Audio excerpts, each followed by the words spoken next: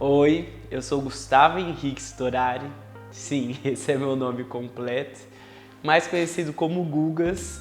Tenho 27 anos e eu sou um apaixonado por música.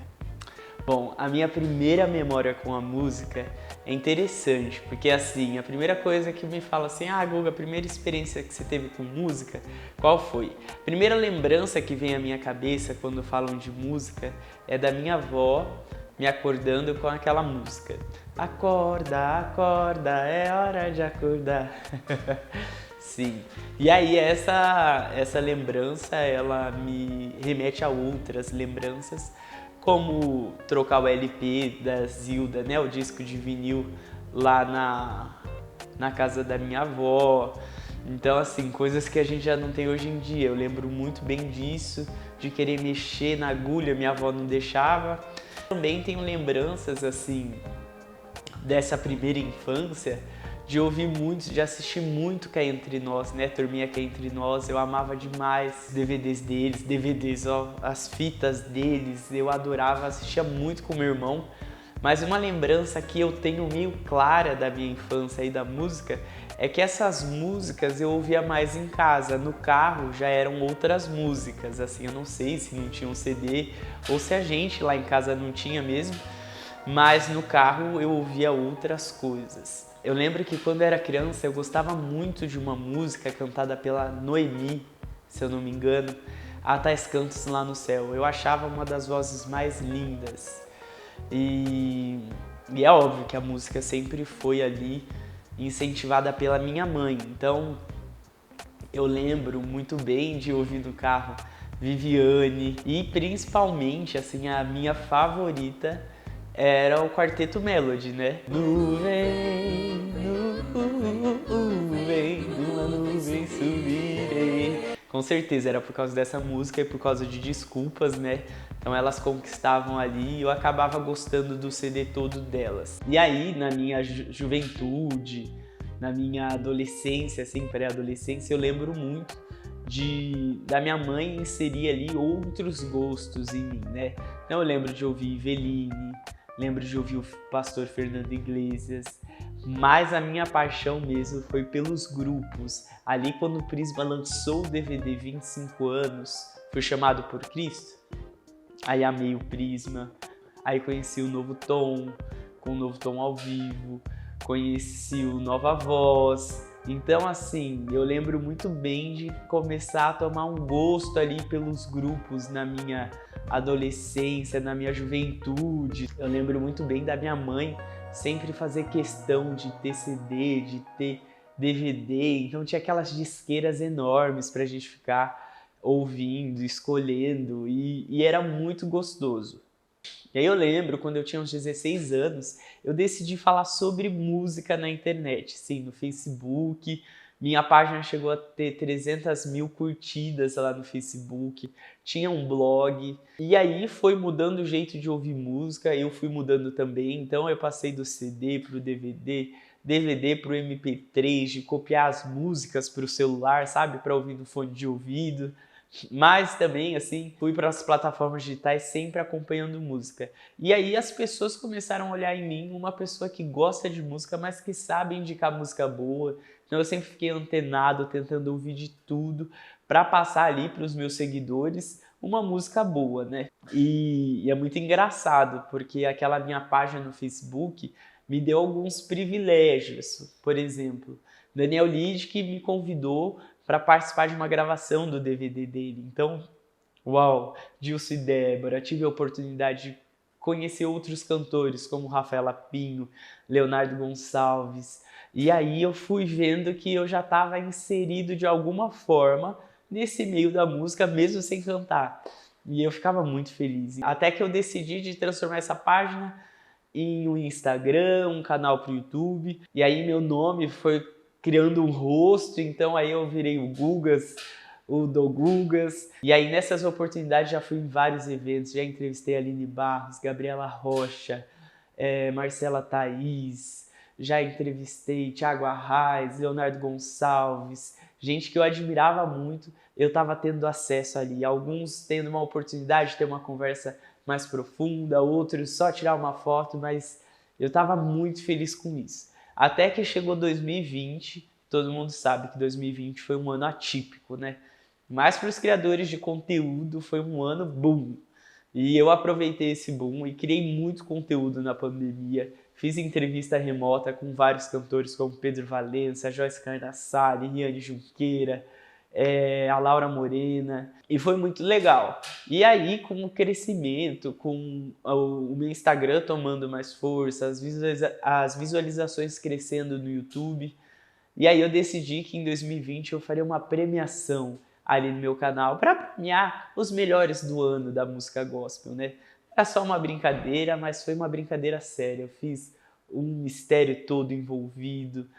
E aí eu lembro que em outubro, era bem no finalzinho, talvez no dia 27 de outubro, eu ia fazer uma live da revelação. A live onde eu ia contar literalmente a novidade que eu ia lançar para os meus seguidores. Então tinha site, tinha arte pronta. Só que chegou no dia, eu tava meio ruim. Na verdade, tinha tomado uma chuva, tava aquele negócio assim, sabe, tossindo bastante. Mas eu falei, já tava tudo preparado, as pessoas estavam ansiosas. E eu fiz a live da novidade. Pois é, cheguei lá na live e entre tosses e tosses, eu anunciei a novidade que era o Gugas Awards. Agora, é verdade, gente. A Débora... E aí algumas pessoas começaram a comentar na live, alguns amigos, tá tudo bem, você tá bem, mas fazendo uma piada ou outra, e eu fui tocando. E de fato, eu passei muito mal aquela noite depois daquela live, com muita falta de ar. Os meus pais foram para a igreja no sábado, e de manhã, quando eles voltaram, eu pedi para ir ao hospital. Indo para o hospital, eles me internaram com suspeita de Covid, os sintomas muito parecidos, e me trataram ali. Eu lembro que naquela época, os exames, alguns hospitais, eles cobravam a parte para fazer um teste rápido. E naquela época, o teste rápido demorava 3 dias. Mas aí, o do convênio, por 7 dias, eles liberariam. Eu falei, de boa, vou ficar aqui esperando. Dei aquela sumida, anunciei o que tinha que anunciar e sumi. As pessoas acharam estranho, né? Mas estava dando tudo certo, muita gente votando, estava bem legal. Mas em 3 dias depois, eles foram e me liberaram do hospital. Com um antibiótico, medicação, e eu teria que voltar para o hospital para pegar o resultado da Covid. Chegando lá, eu terminei já a minha medicação. Eu não me sentia 100% bem, mas fiquei em isolamento e tudo mais. O tal ligou e falou, vem buscar o resultado do Covid. E a gente foi. Meu pai entrou no bolsão, assim, no desembarque do hospital, me deixou e foi estacionar o carro. Eu falei, não pai, eu vou indo. E assim, gente, 15 passos foi o suficiente para minha respiração sumir, para minha saturação ir lá embaixo. E quando meu pai chegou, eu já estava com uma pulseira preta no braço, eu não tinha nem conseguido pegar o resultado do exame. E meu pai não estava entendendo nada, eles já queriam me levar lá para dentro. Eu só pedi pro meu pai, olha o resultado do exame.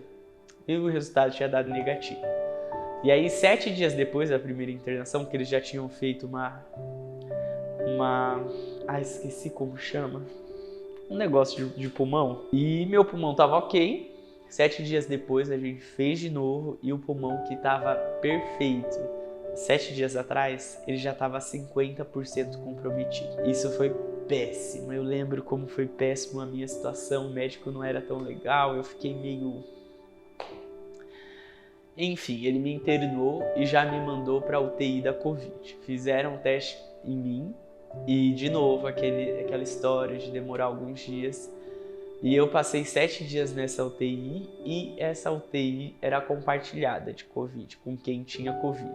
E adivinha, dos 2 testes que eu fiz, os 2 deram negativos. Me deram alta, fiquei 2 dias em casa. E aí a gente lá em casa decidiu que eu precisava passar um tempo na clínica lá de São Roque, né, no escada, para ver se melhorava. Chegando lá na clínica, fui numa segunda-feira, dei entrada, fiz alguns procedimentos. E lá é de costume você passar com o médico, ir ao nutricionista para descobrir qual dieta você vai querer fazer ali naqueles dias, né? Como você vai aproveitar. E assim, eu fiz os procedimentos de manhã e à tarde eu tinha essa consulta com a nutricionista. Gente, não sei o que aconteceu, mas eu não consegui, quando eu cheguei lá, eu não conseguia falar. Tava ofegante, e aí volta toda aquela cena de novo de internação. E eu me vi de novo num quarto excluído lá dentro da clínica, com oxigênio, porque minha saturação estava baixa. E aí eles queriam me levar, chamar uma ambulância, só que a ambulância levaria ali para o hospital da cidade. E aí eu não queria, eu queria ir para um outro hospital. E aí meu pai apareceu lá e ele, com a força dele de pai, conseguiu convencer com que eles me liberassem, ele assinou um termo, e ainda emprestassem o cilindro de oxigênio para me levar até o hospital. Bom, cheguei lá no hospital e já fui aguardar uma vaga para UTI. Eu lembro que não cheguei a ficar num corredor, mas eu fiquei num quarto que não era quarto, era uma sala, e eu passei a noite lá. Mas o que eu lembro é que nessa época, em outubro, já era novembro, né? Já estava, na verdade, ali nos meados de novembro, final de novembro, e a gente já estava meio que regredindo um pouquinho na Covid. Então, eu no outro dia subi para a UTI, dessa vez a UTI era isolada, né? Eu tinha um espaço só meu, e eu usava catéter. Todas essas vezes eu usei catéter, que é aquele negocinho assim que fica no nariz, e o catéter, se eu não me engano, ele é até 10 litros de oxigênio. E eu não estava aguentando, e assim, ainda faltava ar, aí eu tive que passar para máscara. E aí eu descobri no dia 24 de novembro que eu seria entubado, porque eles não saberiam se eu ia aguentar mais tentativas de descoberta do que estava acontecendo comigo. Então eu lembro que eu fiz mais um teste de Covid e mais um teste negativo. Eu consegui avisar minha mãe, avisar meu pai, alguns amigos, me despedir, é que eu não tinha noção do que era, eu só perguntava para o médico: eu vou dormir?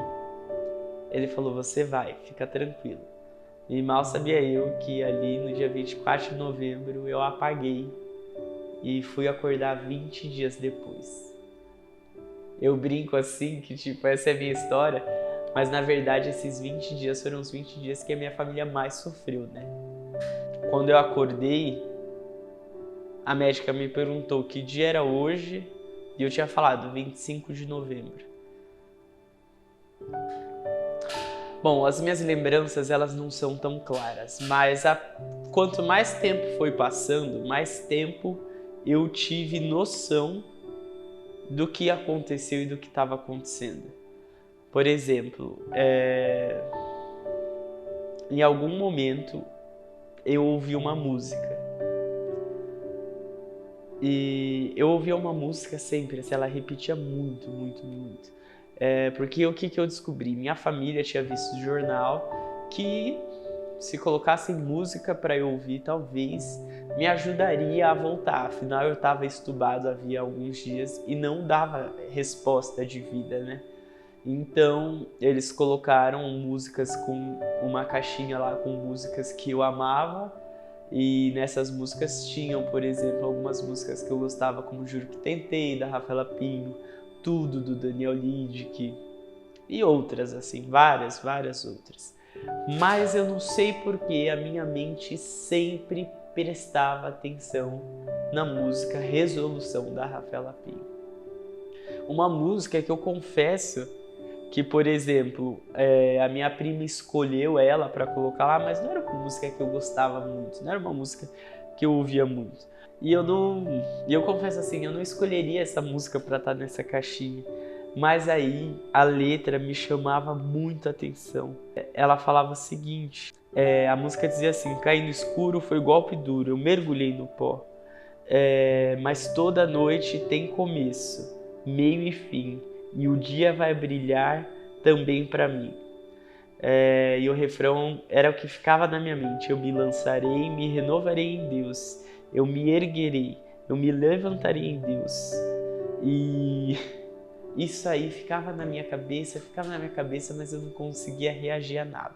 Não, e era engraçado que depois as enfermeiras me contavam que o menino do leito 1, Eu era o menino do leito 1, o leito 1 que tocava música o dia inteiro, que tocava louvor. Todo mundo lá da UTI me conhecia como assim. E meu pai, eles falavam, seu pai ligava aqui 3 horas da manhã para saber se estava tocando música, e a música estava tocando.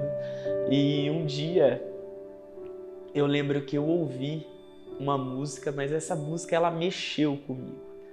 E essa música, enquanto eu estava deitado lá, ela me deu vida, assim, foi incrível. Que era a música Ser Valente, do Marcos Almeida. E aquela parte da música que diz assim: ouço a voz do alto a me dizer, ser valente. Ser valente, eu posso ouvir o som, ouço a voz do alto a me dizer, ser valente. Até me arrepio de lembrar, porque me tomou de uma forma aquela música, ela me encheu. E eu lembrei que quando eu era adolescente, com 18 anos, eu passei por uma situação em que eu quase servi o exército, eu não queria, e Deus me deu o verso ali, Josué 1:9, ser forte e corajoso, não temas e nem te espantes, porque eu, Senhor teu Deus, estarei contigo onde quer que andares. E depois ouvir esse verso numa releitura, numa música que eu amava, me deu uma força tão grande, e eu tenho certeza que ali eu ouvi a voz de Deus falando para mim, ser valente. O diagnóstico final foi uma pneumonia viral não identificada. Independente do diagnóstico, eu vi um milagre sendo feito na minha vida. Bom, eu passei por essa situação na minha vida. Eu quase vi a morte. Eu sofri bastante no leito do hospital, mas com certeza você tem outra prova na sua vida. Com certeza você tem outra situação em que você precisa ouvir de Deus, ser valente. E tenha certeza que Ele está contigo, independente do vale que você estiver andando, do rio profundo. Esse Deus que me salvou é o Deus que está disposto a te salvar todos os dias. Eu não recebi apenas uma nova chance de vida no dia 15 de dezembro de 2020. Eu recebo todos os dias e estou tentando aproveitar lá ao máximo. Bom, a música que eu sempre compartilhei com os outros foi fundamental na hora de ouvir a voz de Deus. Ouça você também a voz de Deus através das músicas que Ele te mostra.